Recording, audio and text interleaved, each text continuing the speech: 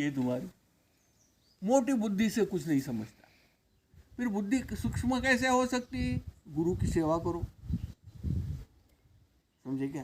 ये जो 4 उपाय बताए हैं, विवेक, वैराग्य, शमदम आदि षडगुण, मुमुक्षुत्व, ये सब चीज़ें करने के बाद में अगर गुरु की कृपा हो गई, गुरु के आशीर्वाद हो गए, तो फिर अभी मैं आपको एग्जाम्पल बताता हूँ कि मैं बचपन से मेरे घर में मेरे पिताजी ज्ञानी थे। ज्ञानी मैंने समझे क्या, उनको बहुत गीता समझती थी, गीता का उपदेश करते थे मेरे पिताजी, और गीता के श्लोक रोज़ बोलते थे। गीता का अध्याय भगवान के सामने भगवान की पूजा करते थे, शंकर जी की, मेरे पिताजी। तो मेरे घर में भी धर्म का वातावरण तो पहले से था, भगवान की पूजा। तो मेरे यंग एज में मैं क्या, वो रामकृष्ण मिशन का वहाँ ये है, एक धंधोली एरिया है नागपुर में, वहाँ से मैंने सब उपनिषदों की छोटे छोटे किताब जो है लेके आया था। मेरी कब की, मैं जब कॉलेज में था तब की बात है, मेरी 17-18 साल की उम्र की बात है।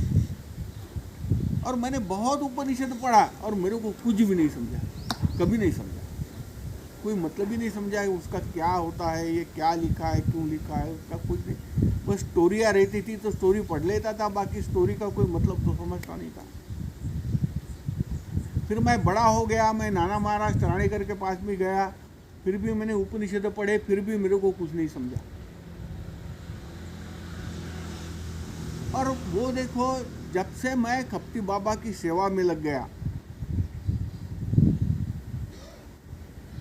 जो खप्ती बाबा जो उनके लिए मैंने पूरा त्याग ही कर दिया, कितना किया इनको मालूम होगा। मैंने घर नहीं देखा, द्वार नहीं, नौकरी नहीं, बिजनेस नहीं, मेरे सुख नहीं, मेरे दुख नहीं, और पैसा तो मैंने, अगर मेरे को बाबा बोलते कि तू जान दे दे, मैं जान दे देता मेरी कुएं में साला जम मार के।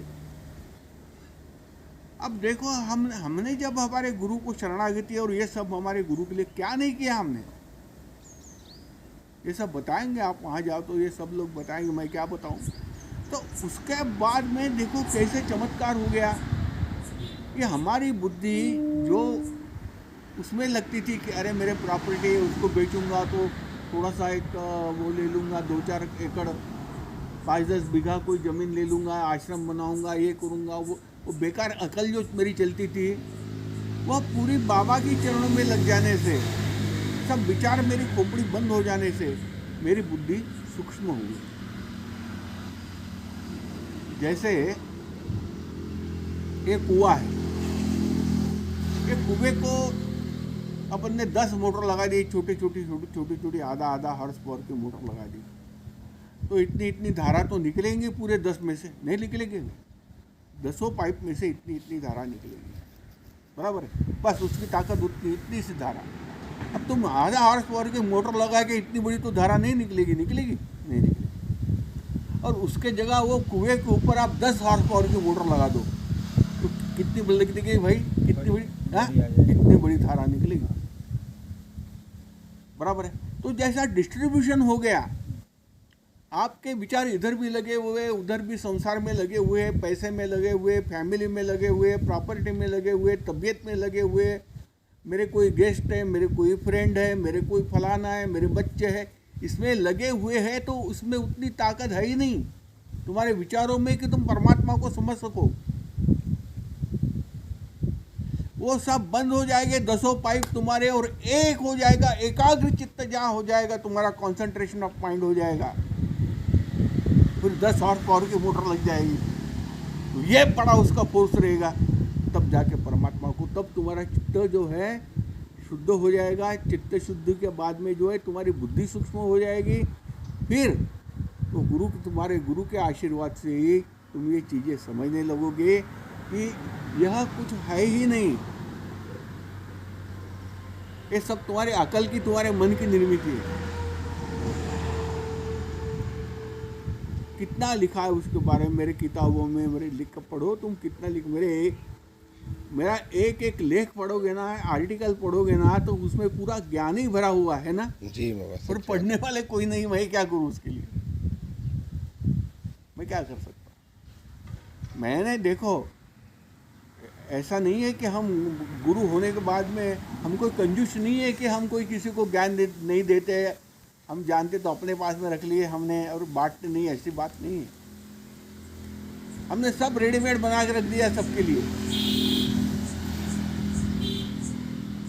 जो आश्रम था हमने ट्रस्ट बना के उनको दे दिया, भाई देखो संभालो। हम तो इंटरफेयर भी नहीं करते, ना उनका पैसा देखते ना कुछ। जब तक हमको हमारी ड्यूटी है, हम गुरु है तो लोगों को सिखाने की बात है, ज्ञान सिखाने की। हमने कितने ग्रंथ सारे लिख के रख दिए, 1200 आर्टिकल लिख के रख दिए। अरे पढ़ो तो कुछ समझोगे। अब जिसको देखो, हमने क्या है वो कहते हैं ना, you can take horse to the water, you can not make him drink. No, बराबर है। अब क्या बोलते हैं अपना, घोड़े को अगर प्यास लग गई तो घोड़े को तो आप तो वहाँ नदी तक लेके जाओगे, जबरदस्ती पानी तो नहीं पिला सकते, उसी को पीना पड़ेगा। वैसे ही हमने जो करने का वो करते तो ही दिया है तुमको। पढ़ो, तुम फेसबुक पे जाओ या तुम्हारा जो पुराना वो देखो, सुबह का ग्रुप देखो, या अभी वो उसका रीराइटिंग कर रहे हैं अपने कौन गाड़गे साहब, वो पढ़ो। तुमको पढ़ना नहीं है तो ज्ञान कैसा होगा तुमको।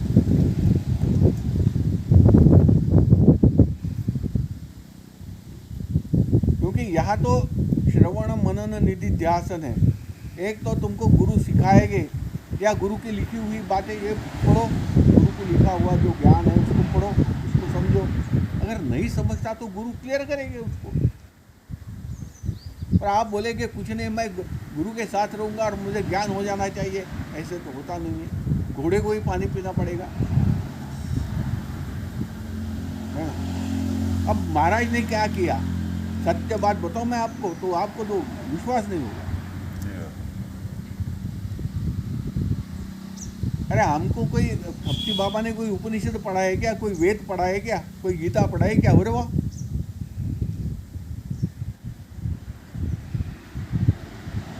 किंतु जो कुछ उन्होंने बोला तो उन्होंने हमको ऐसी बुद्धि दे दी कि उसका मतलब मैं समझ सका, बाकी कोई नहीं समझ सका। खप्ती बाबा 80 साल तक महात्मा रहे, गुरु पद पर रहे, सिद्ध पुरुष संत रहे, 80 साल से ज़्यादा। हजारों लाखों उनके लोग उनके पास में दर्शन के लिए आए, हजारों लाखों लोगों के काम बने, हजारों लाखों लोगों को उन्होंने सब जो बताने का ज्ञान सबको ही बताया।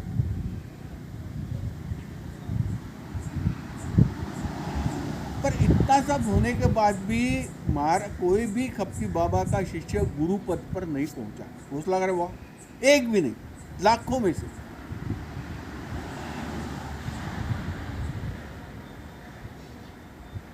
क्योंकि लोग अपनी संसारी चीजों में लगे हुए हैं, उनको ध्यान ही नहीं देना है बाबा क्या बोल रहे। तो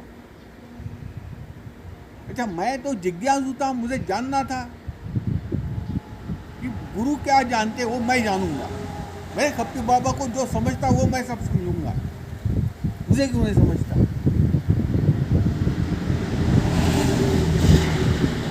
हमने ध्यान दिया, बाबा की बातों में ध्यान दिया। हमने बाबा जो बोलते थे उसका क्या अर्थ हो सकता है, क्यों बाबा ऐसा बोल रहे, बहुत सोचते थे हम।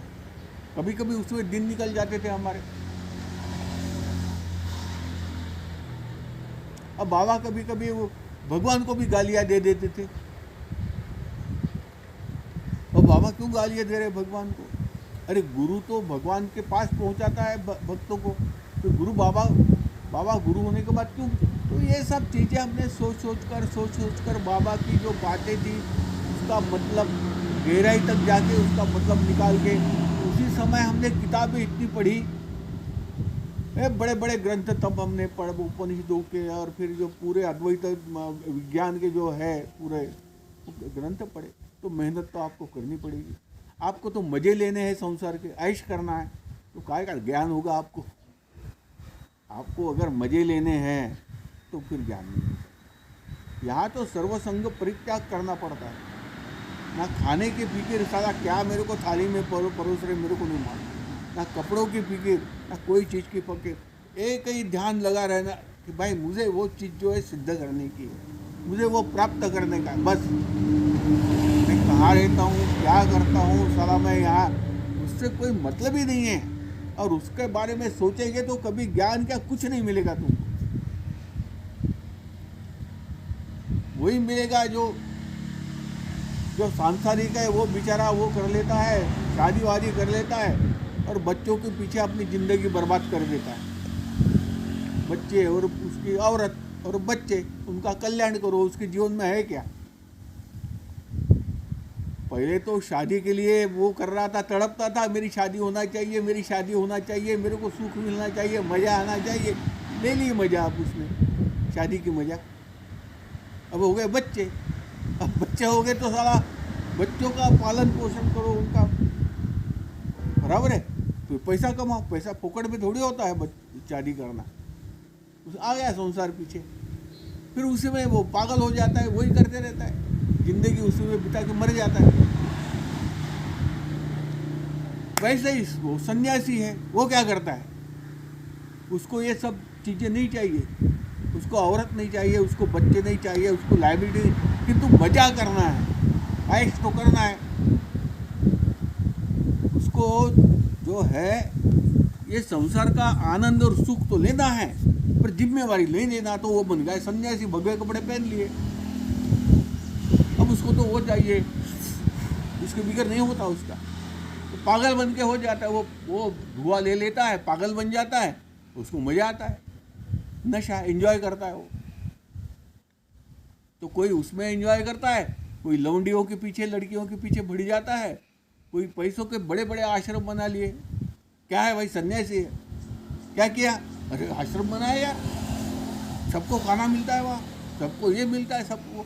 तो ये संसारी चीज़ें, चूतियापंथी के पीछे वो भगवे कपड़े पहन के साधु उसके पीछे पड़ जाता है। कोई अंतर नहीं है साधु में और संसारी आदमी में, कोई अंतर नहीं है।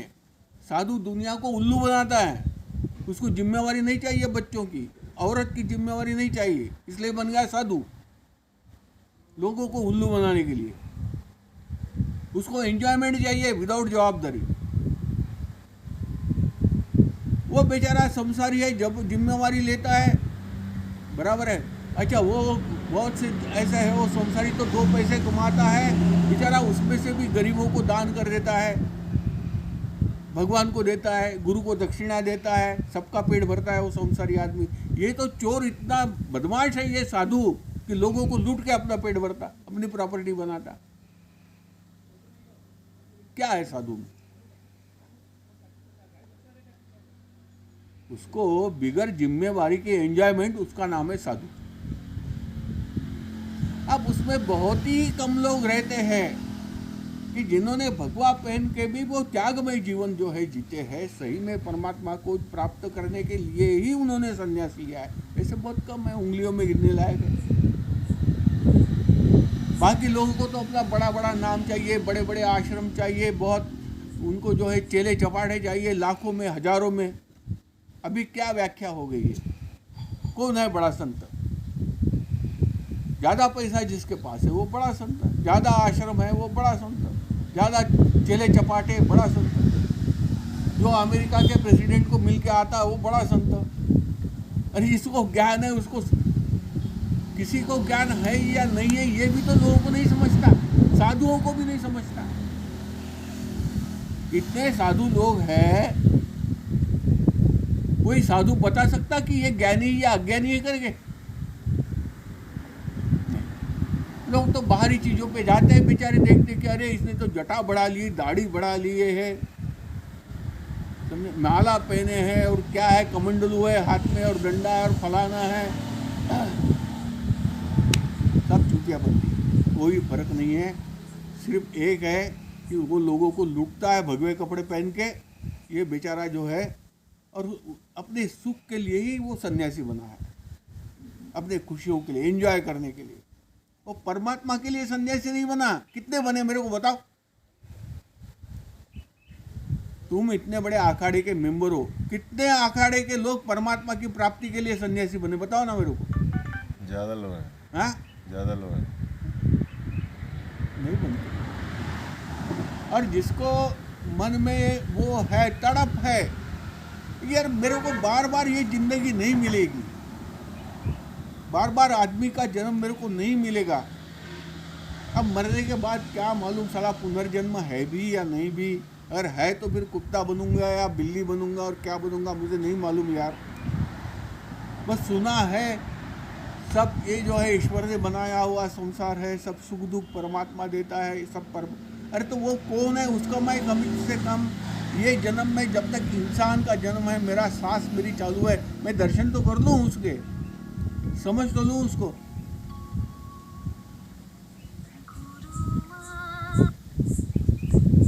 हेलो, हाँ बोलिए।